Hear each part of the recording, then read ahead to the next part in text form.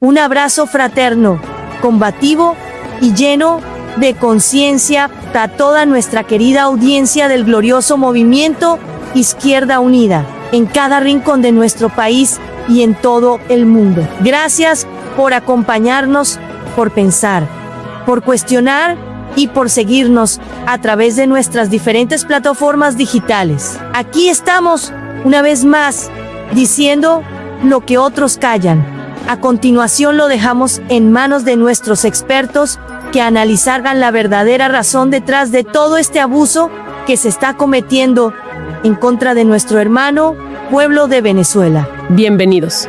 Hoy tenemos sobre la mesa un material que no deja indiferente a nadie. Para nada. Es una pieza audiovisual y lo que proponen es, francamente, una bomba.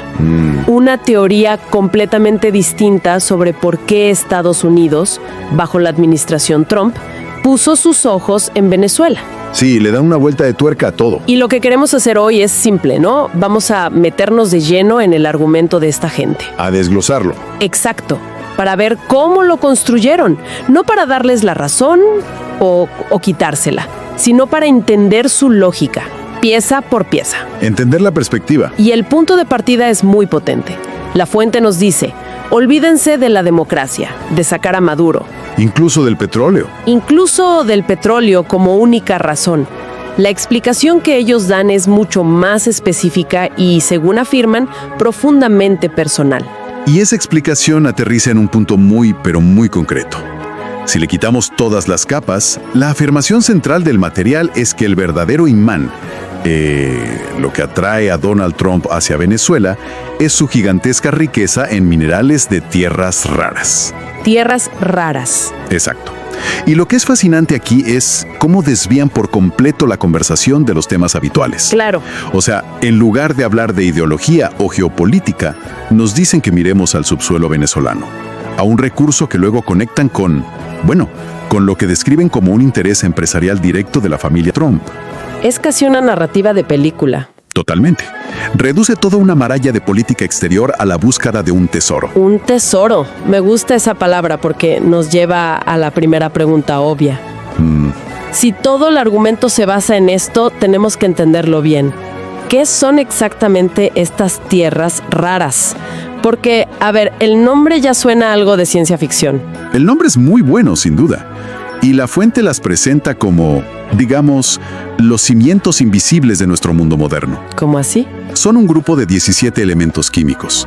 Y por sus propiedades, sobre todo magnéticas y conductoras, son absolutamente esenciales para la alta tecnología. Ok. Pero el material no se queda ahí en la definición técnica. Intenta que sintamos el peso de lo que significan. Claro, y aquí es donde la cosa se pone de verdad interesante. Ajá. En lugar de darnos una clase de química, la fuente nos lanza unos nombres que suenan casi a la tabla periódica de una película de James Cameron. Lantano, neodimio. Eso, lantanio, neodimio, europio, cerio.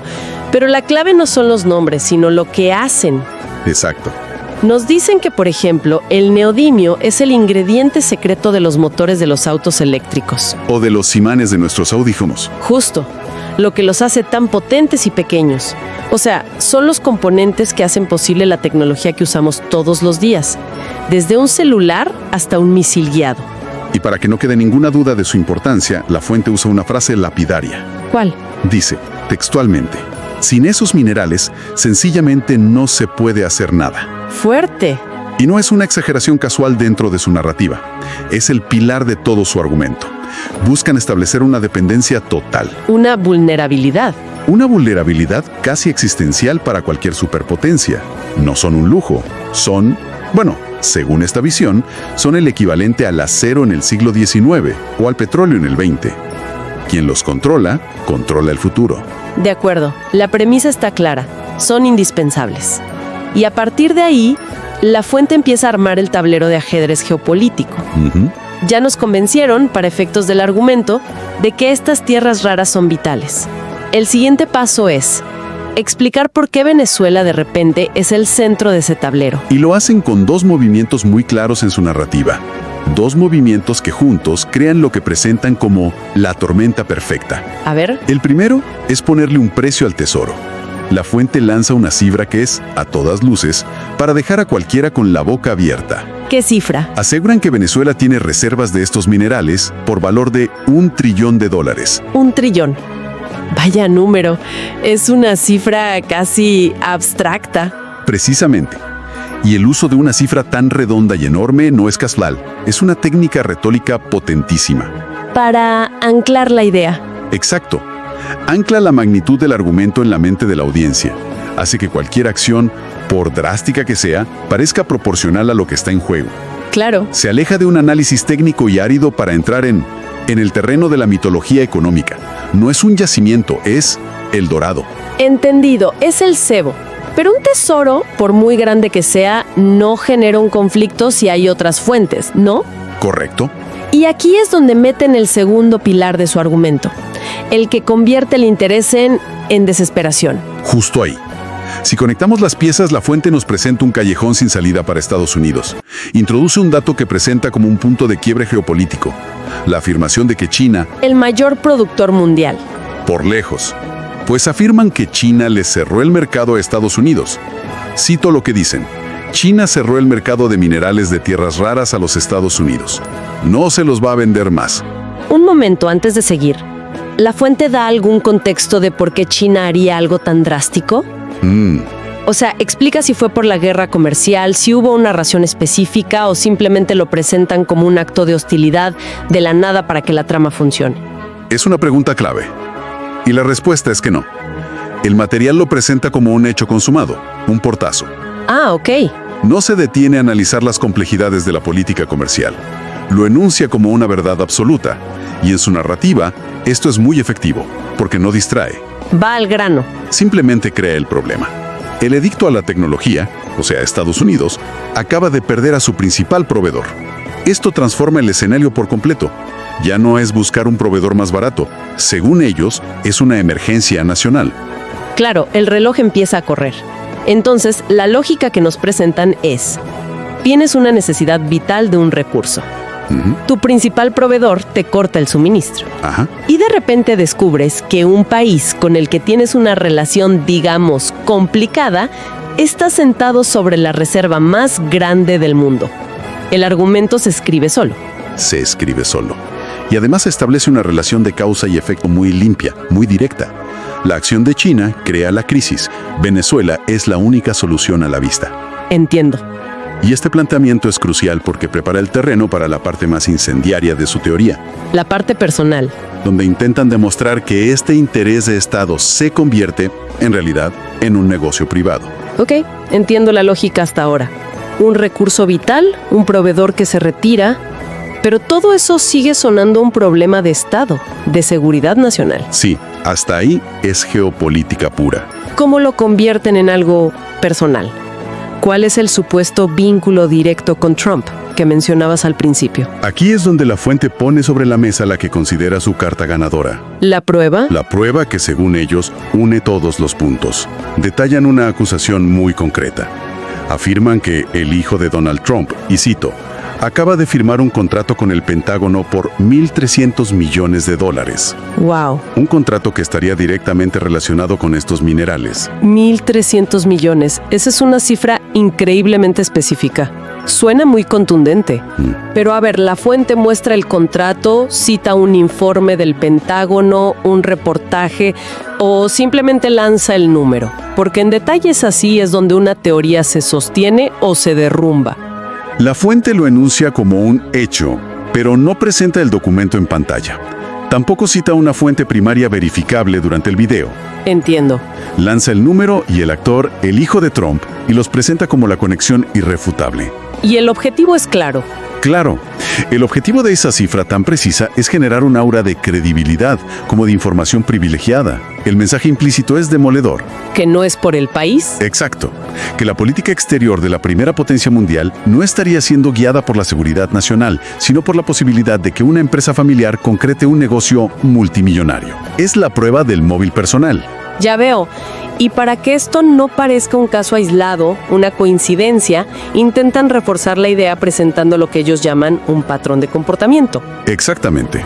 No quieren que veamos lo de Venezuela como algo nuevo. No, el recurso narrativo es presentar esto como la culminación de una mentalidad. Nos piden que recordemos otros episodios. ¿Cómo cuáles? Como cuando supuestamente Trump quiso anexar Canadá como el estado número 51 o cuando quiso quedarse con Groenlandia. Cierto, recuerdo esos titulares. No analizan esos eventos en profundidad, claro. Los usan como pinceladas rápidas para pintar un retrato. ¿Y cómo crees que funciona eso en su argumento? O sea, ¿por qué traer a colación a Canadá o Groenlandia? Porque le da contexto y consistencia a su acusación principal. Al encadenar estos episodios, la fuente busca crear la imagen de un líder que no ve el mundo en términos de naciones, Sino como un catálogo de activos. justo, un catálogo de recursos por adquirir. Sugieren que la búsqueda de recursos ya estaba en marcha y que Venezuela es simplemente el siguiente objetivo, el más jugoso en esa lista. Que la audiencia piense, claro, esto encaja. Es lo que siempre ha hecho. Exacto. Transforma el interés en Venezuela de una posible anomalía a una consecuencia lógica de una mentalidad que ellos describen como depredadora y puramente mercantilista. Entiendo. Entonces, ya tenemos todos los elementos que la fuente ha ido colocando. La necesidad estratégica, el valor de las reservas, el supuesto móvil personal y un patrón de comportamiento que lo haría verosímil. Con todo eso sobre la mesa, nos llevan a su conclusión. ¿Sí? Y por lo que adelantaste, es la parte más dura de todo el material. Es la culminación de toda la construcción anterior y la exponen sin ningún tipo de filtro. Sin anestesia. Cero. Aquí el análisis se convierte en una acusación directa y gravísima. La conclusión a la que ellos llegan es que Donald Trump está, y cito textualmente, masacrando pueblos en el Caribe. Vaya, esa es una afirmación extraordinariamente grave. Y supongo que no lo presentan como un daño colateral o una consecuencia no deseada. En absoluto. La narrativa que han construido no deja espacio para esa ambigüedad. Lo conectan todo. Lo vinculan directamente al móvil personal que presentaron antes. La frase que usan para conectar la masacre con el negocio es, simple y llanamente, porque su hijo tiene una empresa que quiere hacer dinero con esos minerales. Brutal. Reduce toda la complejidad de la crisis venezolana y de la política internacional a una sola causa. Brutal y simple. La codicia. Hay que reconocer que la narrativa que construyen es cinematográfica, ¿no? Totalmente. Tienes el tesoro escondido, la crisis internacional que te deja sin opciones y el villano con un motivo personalísimo. Es una historia muy bien contada, más allá de su veracidad. Totalmente. Y la intensidad de la acusación final se refuerza con el lenguaje que utilizan. Para que su postura quede meridianamente clara, el material remata con frases como: A ver. no le importan los venezolanos, no le importa la gente que pueda morir, no le importa la vida, le importa el negocio. Directísimo. Y para cerrar, califican toda la situación de repugnante y un asco, describiéndola como la consecuencia lógica de un poder que no tiene ética. ¡Wow! Para la fuente, esto ya no es política, es un acto de barbarie motivado por el lucro. Es una conclusión brutal, sin duda. Cierra el círculo de su argumento de una forma que no deja lugar a dudas. Entonces, si lo ponemos todo en perspectiva, el hilo argumental que hemos desglosado de esta fuente es bastante claro. Es una cadena muy bien forjada con 4 eslabones. El primero, establecen una dependencia crítica de Estados Unidos, de las tierras raras. No son opcionales, son vitales. ¿Ok? El segundo, fabrican una crisis inmediata al afirmar que China, el gran proveedor, cierra el grifo. Eso crea la desesperación. El tercer eslabón es la aparición de la solución milagrosa. Venezuela, sentada sobre ese mítico trillón de dólares en minerales. Correcto. Y el cuarto, el que transforma toda la historia, es la acusación del interés personal. Ese supuesto contrato de $1.300 millones que serviría como la prueba del delito. Y ese es el esqueleto de su argumento. Lo que me parece crucial subrayar aquí es que esta fuente presenta una narrativa tremendamente lineal. Y simplificada. Para explicar eventos que son por naturaleza caóticos y multifactoriales. La fuerza de su argumento no reside en la cantidad de pruebas que ofrece, sino en esa simplicidad. Es fácil de entender. Exacto. Logra conectar un problema macro o abstracto, como la seguridad de la cadena de suministros, con una motivación micro que cualquiera puede entender y repudiar. El beneficio personal a costa del sufrimiento ajeno.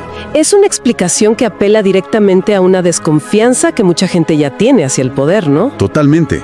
Es más fácil, y en cierto modo más satisfactorio, creer en una historia de codicia pura que navegar por las aguas turbias de la diplomacia, los intereses económicos cruzados. Y los conflictos ideológicos. Es una forma de ponerle cara y nombre a eventos que de otra manera se sienten abrumadores, incomprensibles. Y ese es un rasgo distintivo de muchas narrativas de este tipo.